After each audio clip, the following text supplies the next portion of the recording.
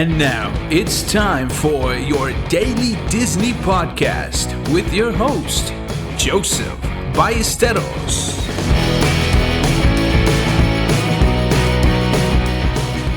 What is going on, Magic Shares? Welcome to another Daily Disney. It is Monday. I have had an interesting weekend, a fun weekend, and a lazy weekend. Saturday, it was rainy and muggy here. We didn't really do anything, but that was fun. Got to just relax and just enjoy hearing the rain. And then on Sunday, we had an amazing episode with Rebecca from Rebecca Lives at Disney. I hope you have checked it out. If you have not, please go check that show out. She lost over 100 pounds, and she shares how she did it, how she continues to do it, living so close to Disney, and gives some major inspiration, encouragement to you guys. So please go check out the show if you haven't. Of course, I'll have that in the show notes as well. I'm pumped. It is Monday. Are you happy? Are you?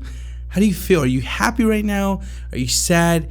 Like I say, if you're not where you want to be now, that doesn't mean anything. That just means you can start working to where you want to be. It is a good day to start. So today I wanted to talk about not giving up. Now, this is a big thing for me personally. Maybe it is for you too. But there always seems to come a point whenever we're trying to do something where we just feel like it's time to go ahead and just call it quits. We just want to give up. And we have valid excuses, whether we feel like, we're not getting where we want to be or we're not getting where we need to be quick enough.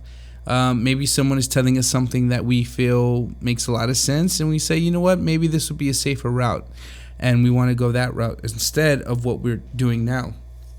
Now, with everything, I always say to be cautious, because there are truths in some of these things that you might be thinking or in what people might be saying. I mean, if you've been doing something and not gotten anywhere after a year, you probably should be looking at what you're doing, because it could be something that you're needing to change to kind of get further along where you need to be on your path. But at the same time, this feeling of not giving up, it's weird because, or of to giving up, I should say.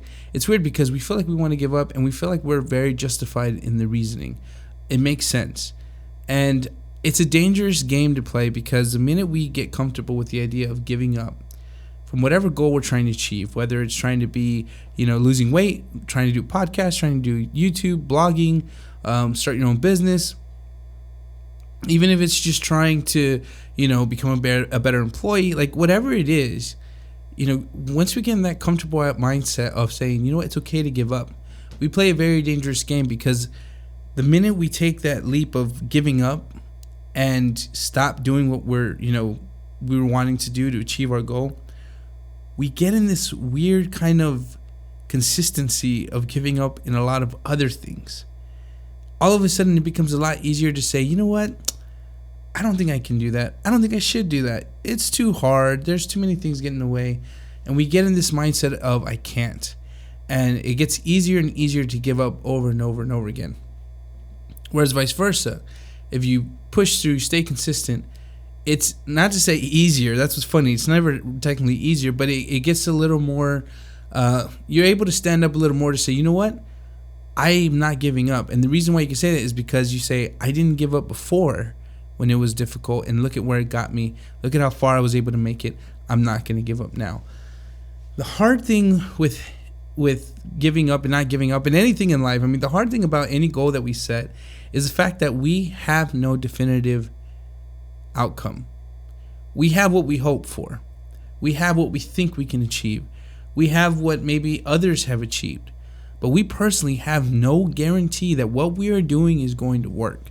And that is by far the hardest thing.